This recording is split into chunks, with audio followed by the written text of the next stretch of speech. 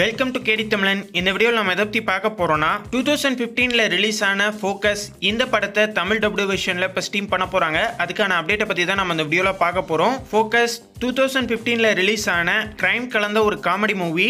இந்த படத்தில் will Smith தான் ஹீரோ ரோல் பண்ணிருக்காரு. டிசியோட ஹார்லி குயினான மார்கட் ராபி அவங்க தான் இந்த படத்தில் ஹீரோன் ரோல் பண்ணிருக்காங்க. கிளென் ஃபிகேரா, ஜான் ரெக்குவா இவங்க ரெண்டு பேரும் சேர்ந்து இந்த படத்தை டைரக்ட் பண்ணிருக்காங்க.